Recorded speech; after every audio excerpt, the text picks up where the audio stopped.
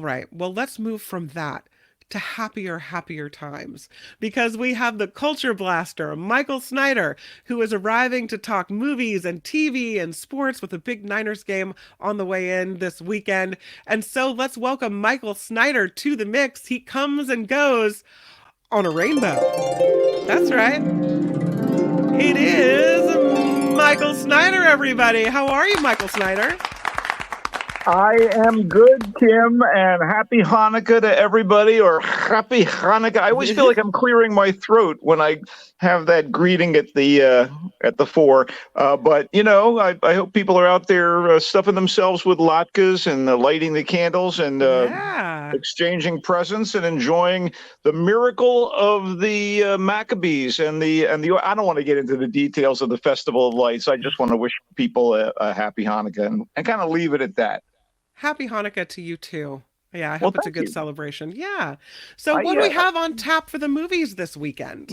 we have some good stuff here. I mean, some interesting films. Again, we are heading into awards season, which means Mm-hmm. quality movies with quality performers, and some of them are memorable, and some of them are disappointing. We also have some foreign fare that is fun in this case, and a couple of animated things for the entire family. So, shall we begin? Let's begin. I'm definitely interested in the animated things, but let's start wherever you want to start.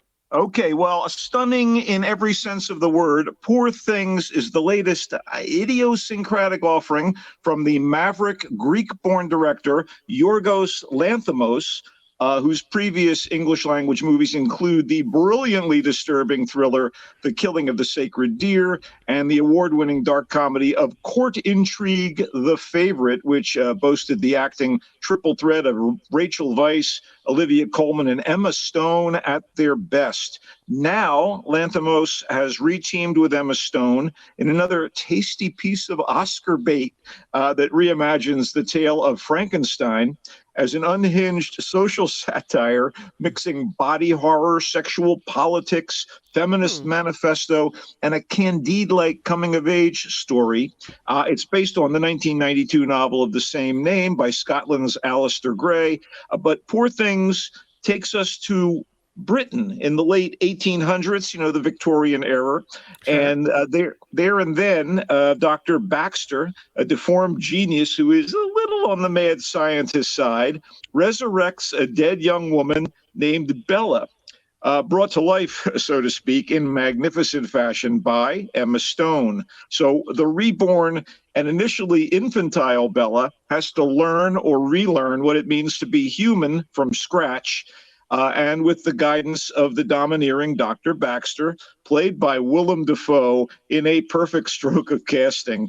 But Bella rebels. Her autonomy and willpower strengthens, and her capabilities and desires grow. In fact, she escapes Dr. Baxter's lab and home with the encouragement and assistance of a conniving and voracious lawyer named Duncan. And this character gives Mark Ruffalo a showcase for his own Mm-hmm. versatile acting skills. The more Bella travels and the more people she encounters, the more she hungers to experience and learn, and the more Dr. Baxter and Duncan want to control her. Christopher Abbott and Margaret Qualley, who were so good in last year's fantastic Battle of the Sexes two-hander Sanctuary, are also on board here and quite good in smaller supporting roles. Screenwriter Tony McNamara's script is ambitious and kind of picaresque, and with Mm-hmm. the aid of spectacular cinematography, digital magic, beautiful art direction, and exquisite costuming, Lanthimos and his players conjure up a remarkable world that revolves around Stone's protean, ever evolving performance. Poor Things isn't as startling as The Killing of a Sacred Deer or as brutally tragicomic as The Favorite, but closer to the latter. And I actually found it a little smug here and there, but all told, it's amazing. I mean, it's another weird, wild trip from Lanthimos that's worth taking, and Stone kills it Mm-hmm. throughout. And for the record, Poor Things was the prestigious Golden Lion winner at this year's Venice Film Festival. And like I suggested, it's clearly poised to make noise this awards season. It's in theaters. It was really an experience, Kim. Really? Because I heard it was kind of a weird movie, and I wonder if sometimes those movies that, at the end of it you look at each other and go, that was really weird, if those movies really resonate with people, or if it's more of an artsy film that you kind of have to put your mind in a different place before you walk into it. It's fun and it's funny. It's not just, weird. Hmm. Stone is really a wonder to watch as she goes through her paces. I was, I go in there as a fan of Lanthimos's work, Hmm. and I just, took to it. Again, I probably like The Killing of the Sacred Deer and The Favorite a little more, but Right. I still thought that it was pretty cool. Well, the poster is really interesting looking. I could look at all the details on this for a while. It's kind of a neat piece of art. It's pretty reflective of the movie as well. Yeah. All right, Okay, let's so go on to the next one. What do we got? let's get something a little more down to earth. As a Hmm. major fan of author Elmore Leonard's hard boiled but wry novels and some of the movies and TV shows based on those books, like Out of Sight, and there have been a slew of them, all of which I kind of dig. Anyway, I'm kind of the target demo for Fast Charlie, which is not an Okay. Elmore Leonard adaptation, but it's kind of in that realm. It stars Pierce Brosnan in a very assured turn as the title character. I It's really like him. I, He's I, really good in this, Kim, and it's a little unexpected considering who he plays. It's a yeah. very tight, engaging, and slyly amusing crime thriller about Charlie Swift, thus the title Fast Charlie, Hmm. played by Brosnan. And he is an aging Southern fixer whose most recent assignment, the killing of a low level gangster, takes him from Biloxi, Mississippi, to Louisiana and eventually to New Orleans in Louisiana. And this may be Charlie's last hurrah.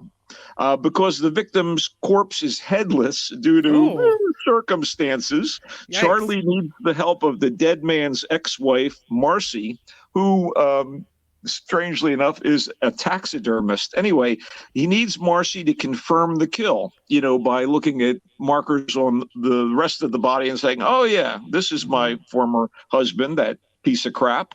But this is to satisfy the New Orleans mob boss who ordered the hit. And that guy is a piece of work. But there are other forces in play here, including that mob boss that are going to endanger Charlie and his retired mentor, Stan, and also put Marcy in peril, despite her having left the scene behind some time ago. And of course, Charlie's going to get a little sweet on Marcy. And Brosnan is cool as the proverbial cucumber here. And Morena Baccarin of the cult TV series Firefly and the Deadpool movies, and one of my favorite actresses, by the way, is as appealing as she ever is in the role of Marcy. And James Caan, that's right, James Caan still has the goods as Stan in what was his final on screen performance. Oh, wow. So this Yeah. is in Fast Charlie. This is his last movie. I believe so, yeah. And Interesting. actually, this is so strange. This movie comes from the able veteran Australian director Philip Noyce. This guy directed Patriot Games, Rabbit Proof Fence, Dead Calm, which is the movie that introduced Nicole Kidman to American audiences, an Australian film. He directed The Quiet American, which I absolutely loved, and Clear and Present Danger. They're among his damn fine films. And yet, Fast Charlie isn't getting any kind of push or buzz. It's Hmm. coming out today in theaters and available via the usual streaming services. And it was in my sweet spot. I don't care whether they made a fuss about it or not. Okay. It's not a big deal. It's not going to change the world or have any major impact on cinematic history. But Right. man, I enjoyed it. And most lovers of this genre Okay. yeah, they're probably going to dig it as much as I did. Would you call it like a thriller kind of genre, or what genre would you put Oh, it yeah, under? it's a thriller. A guy Okay. finds himself in untenable circumstances and has to somehow fight his way out. And while Yeah. doing so, save his leading lady, which never hurts. Yeah. That's always kind of a fun thing. Can't go wrong with that formula, but it works, so that's good. All right, I'm putting it on my list, my Snyder list of good stuff. What It's else fun. what else is happening? What you got? Okay, well, believe it or not, there is a Yeah. new movie version of Alexandre Dumas' immortal swashbuckling novel, The Three Musketeers, about the bravest, most accomplished members of the King's Guard in 17th century France, Porthos, Athos, Aramis, and their new recruit, D'Artagnan. All for one and one for all, that whole deal. Hasn't this Um, been done too many times? Do we need another Three Musketeers movie? this is my thought going into it. Guess Hmm. what? It was good. And in Really? fact, it comes from the country where the book was written and where the action goes down in the 1620s when Louis XIII ruled as king with the conniving Cardinal Richelieu as his chief advisor. And Richelieu, of course, does not like the Musketeers, and the Musketeers don't like him, and everybody's plotting against everybody else. And the Cardinal has a femme fatale in the middle of things to do his bidding, Milady de Winter. And it's still great. It holds up. This is entitled The Three Musketeers, Part One, D'Artagnan, and it's Hmm. all about D'Artagnan coming from the countryside and showing up to be a recruit. He feels he's born to be a musketeer, and he wants to train with them and become part of their merry band. And the movie is directed in swaggering high style by Martin Bourboulon, and it's the first of a two-movie tandem, both of which, by the way, are already released in France and now coming out here in the States. So D'Artagnan is part one. Milady will be part two, and I'm not sure of the release date on it, but this is a blast. I mean, it Oh. looks beautiful, and it doesn't hurt that the cast features some of the biggest stars in French cinema, some of whom are known worldwide. Vincent Cassel is Athos. Romain Duris is Aramis. The young pretty boy of French cinema, Louis Garrel, plays Louis the 13th, and Ava Green is Milady. I mean, you loved her as James Bond's Yeah. love interest in Casino Royale. She's been in so many things, and bringing a woman of this charisma and talent to the central role of Milady, it doesn't hurt the movie one bit. And also not to ignore her. Vicky Krieps, the wonderful German actress, plays Anne d'Autriche, who's also an important figure in the film. I went in the same way you're saying. Do we need another Three Musketeers movie? I Yeah. went in going, come on, and boy, it's And you the enjoyed cinema. it. Oh yeah, the cinematography is pretty wonderful. If you like this kind of stuff, again, don't be put off by the fact that it's yet another interpretation of the Dumas novel, because Mm. I didn't realize this was the Three Musketeers we needed. Doug writes, Three Musketeers can't be overdone. Now, I heard you mention that there was a French actor, but this is not a subtitle movie. This is in English, right? No, no, it's subtitled, so I'm Oh, okay. sorry. You will need to read. You know, There is some work involved, but worth it, you say. Yes, indeed. The next movie I'm going to mention, by the way, Okay. is an animated beauty, and it's a movie that you can see in Japanese with subtitles. That's the native language of the filmmaker and the movie's initial version, but there will be an American dub as well for, the lazier amongst us. So I'm sorry, I don't mean to put Hmm. people down for that, but, I'm a real stickler. I love hearing the original acting, the Yeah. voices in this case, but in his long and illustrious career, the legendary Japanese animator Hayao Miyazaki has brought us the glorious Academy Award winning movie Spirited Away, which is in my top 10 of animated films of all time. If you Oh, haven't seen it, um, audience peoples, and if you haven't seen it with your family, Kim, Spirited mm. Away is just absolutely wonderful. I haven't Um, seen it, so I'll put that one on the list as well. It's it's so good. He What? also did Howl's Moving Castle, Princess Mononoke, Kiki's Delivery Service, My Neighbor Totoro. The guy is like a one-man industry in France, in Japan. Although obviously, he has the studio Ghibli behind him, making these things. But they're all these cartoon wonders. And Hmm. he was thought to be retiring. He's not a young man. But if his latest movie, The Boy and the Heron, is any indication, he just can't stop making masterful feature films, nor should he. This is set in Japan during the early days of World War II. And The Boy and the Heron is purportedly semi-autobiographical. So I guess Miyazaki has drawn on some of his experiences as a child. Regardless of whether or not it reflects actual circumstances of Miyazaki's childhood, it's a thoroughly gorgeous and otherworldly extravaganza about the odyssey of a kid named Mahito, whose mother passed away at some time prior to the events of the movie.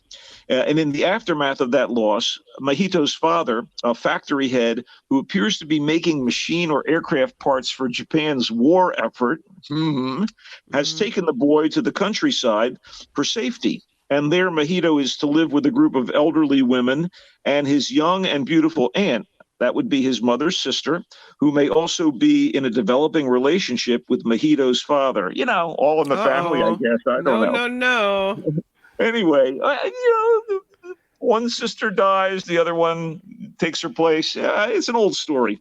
Anyway, right when Mahito settles in, a heron, one of those big, long-legged, long-winged birds with a gigantic beak, somehow appears outside the house and takes a strange interest in the boy.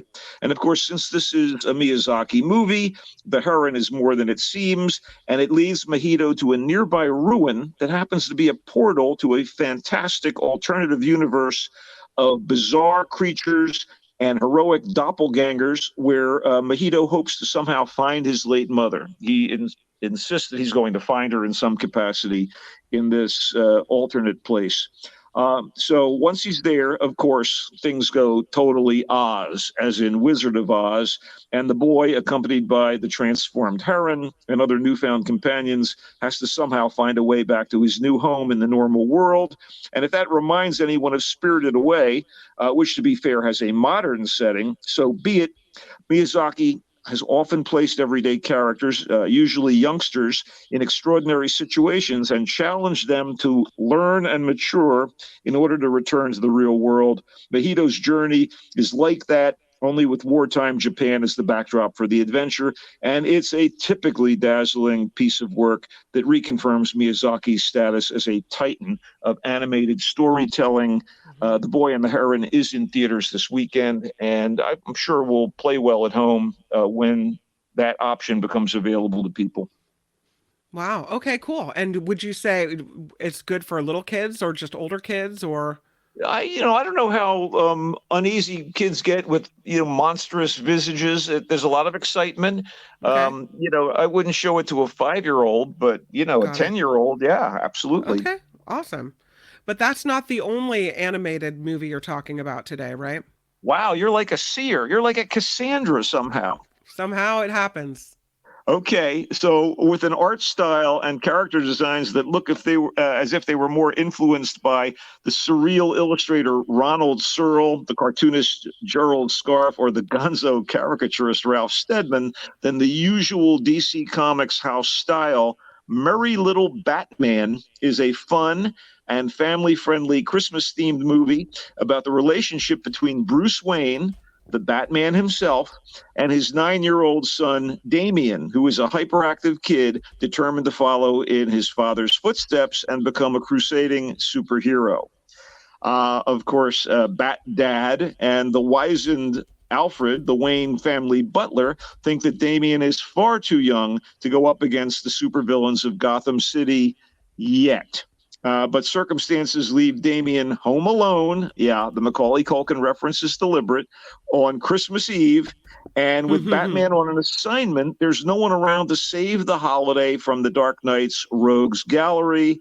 No one but Damian, who, by the way, is slightly older in the comic books, where he's the latest, snarkiest, and deadliest of Batman's various Robins. In the comics, Batman actually has a flesh and blood son. I don't know if you knew that, Kim. No. Anyway, by the way, Damian is the progeny of Bruce Wayne and the daughter of one of his greatest villains, Ra's al Ghul, Talia al Oh, Ghul. And that so, of course, means that means he's a good guy, but he struggles with the heart of darkness. Exactly. He was Hmm. trained by the League of Assassins in the comic books. But this Damien in the movie is more like a kid, just a kid, albeit one with a certain set of skills, as Liam Neeson would say.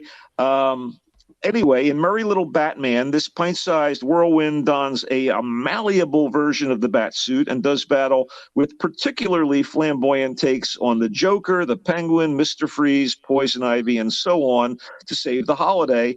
This is directed by Mike Roth with verve and whimsy, and it features Luke Wilson as the voice of Bruce Batman Wayne, Hmm. James Cromwell, the distinguished older actor, as the voice of Alfred, David Hornsby as the voice of the Joker, and Jonas Kibreb as the voice of Damien.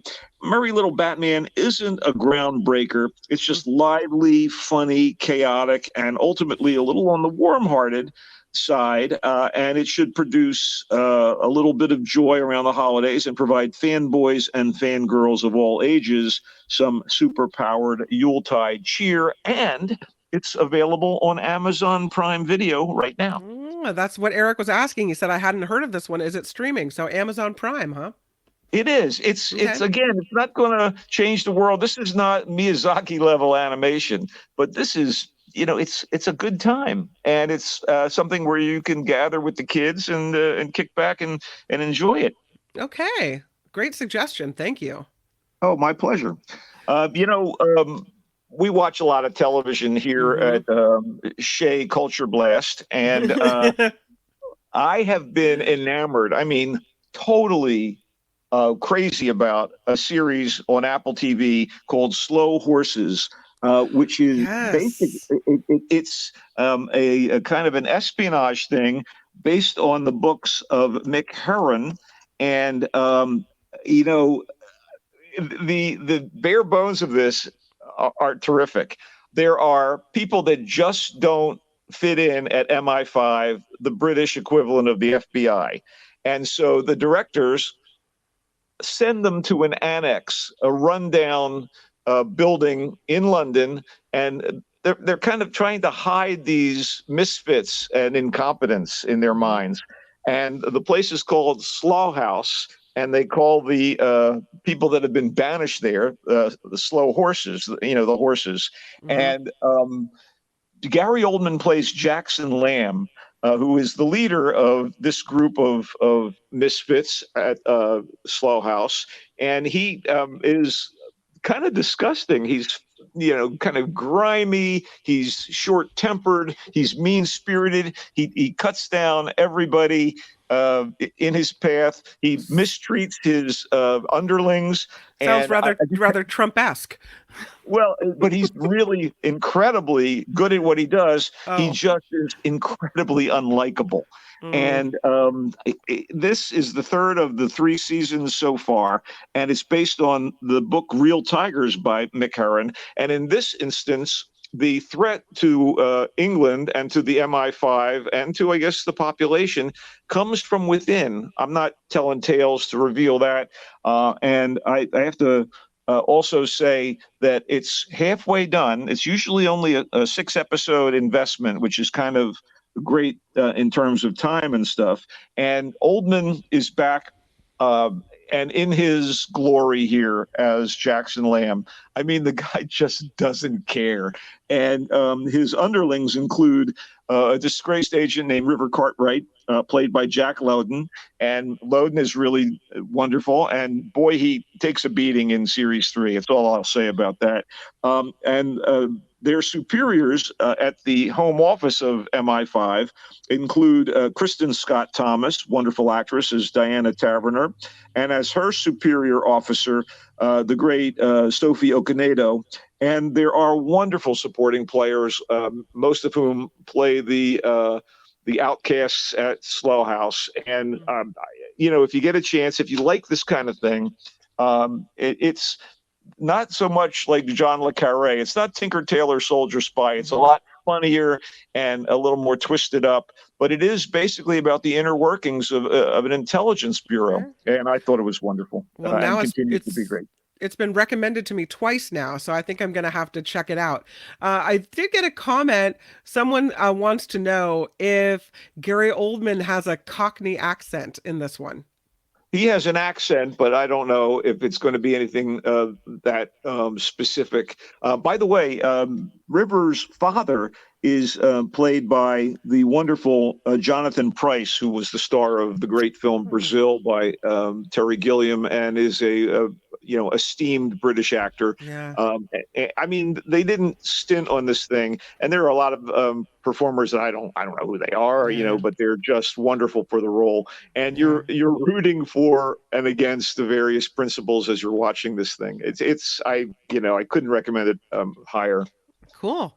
I've been watching the latest installment of The Crown, so that's where I am in TV watching. But I think Slow Horses will have to be my I next would one. love to hear what you think about it. And I continue to watch Monarch Legacy of Monsters, which we Mm, discussed last week, and The Gilded Age on HBO.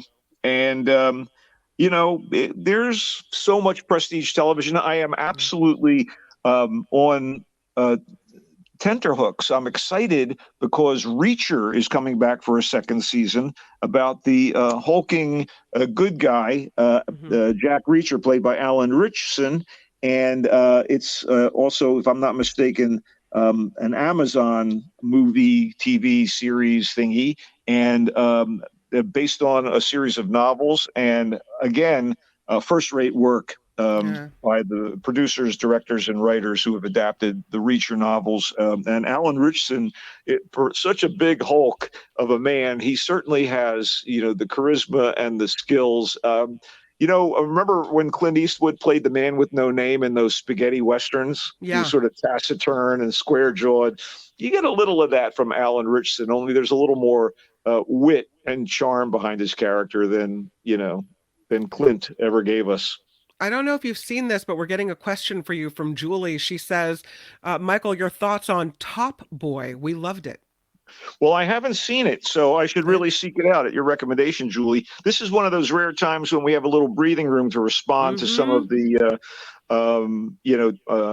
chat room habitues. So, Yeah. by all means, ask away. We have a couple more minutes, I think. Top Boy. And then Lori writes, Julia on HBO is excellent. Oh, again? You mean is that something about Julia Child I or? would assume so, but I haven't seen it, so I don't know. I think Lori has to clarify for us. Yeah. So let's talk a little sports. And I also want to ask you what your favorite Christmas movie is of all time. So if you have one. Okay, well, let's start with that because it is the Okay. holidays, and I would probably. But this is so embarrassing. Mhm. It's a Wonderful Life is Oh, no, so that's a good one. Yeah. inescapably Yeah. great, and to tell you that it invariably elicits a little bit of moisture from the eye Yep. region every time I watch it. But Yeah. it's hard to hate on A Christmas Story. There are versions of a Christmas Carol out there. The Alistair Sims version, of course, is Right. first rate. I'm trying to think. You have me a little on the spot because I'm not quite in Christmas mode yet. But Okay. um, the lights are bedecked here in the neighborhood, and Yeah. we're getting the smell of firewood, and the I can almost taste the eggnog. That's Well, not right. really, but almost. I have to say mine would be Elf. Elf is charming. Yeah, Um, I just I really am like it. I'm very fond of it. You know what? Yeah. Okay, now that I've had a few moments to reflect, Bad Santa is my Oh favorite no, Christmas that movie. can't be right. That can't be It's right. true. It's the No. anti Wonderful Life. It's unbelievably I don't accept that answer. I reject. Billy Billy Bob Thornton is No. absolutely fantastic in A Bad Santa. 100% no, no, no. Kim, All we right. have a couple more weeks before Christmas. We'll get to more Christmas movies when they come to mind. But I know you brought up sports, and Mm-hmm. man, oh man, the 49ers delivered in a big way on Sunday and shocked the world. And yet, yet, absolutely. Nationwide, people continue to doubt Brock Purdy. Keep on doubting him, people. If you never saw a football game in your life and you Yeah. watched Brock Purdy perform behind our purportedly second-rate offensive line, with the exception of Trent Williams, you'd go, this guy must be the best quarterback in history. But the Yeah. fact that he was drafted last, and the prognosticators all got it wrong, and they keep thinking noodle arm and dink and dunk, even when the statistics don't say that he's a quarterback like that. Yeah. That completely colors the national narrative, and he does not fit their narrative, so they continue to wait for him to slip up. And meanwhile, if you have never had the opportunity, go to Twitter and type in 49 hours. And it's the encapsulation of each week's game beforehand and afterwards. And this week's is an absolute treat. There are so many charismatic and talented players on the 49ers right now that it's a joy to be a fan. And Freddie Warner, obviously, George Kittle, Christian McCaffrey, Bosa, it's a joy. Deebo Samuel is like, he's like the living embodiment of fireworks. It's just wonderful to watch him play, and their affection for one another is real, and it may propel them into the big game. Well, as I was told earlier, it's bird hunting season. So a lot of people watching now and excited that the 49ers are doing so well. They go up against their rivals in the NFC West, the Seahawks, on Sunday. I'm hoping for a victory for the 49ers. Awesome. Michael Snyder, thank you for all the great information. I'm seeing a lot of people in the chat saying, that sounds like a great movie. I'm going to go see it. So you're giving a lot of people some great ideas today. Thanks for all the information and for hanging out and chatting a bit as well. I will see you next Friday, my friend. Indeed. And Mark, have a blast, you and Courtney, wherever you are right now. They were I talked to them last night. They were on a boat headed toward Cabo.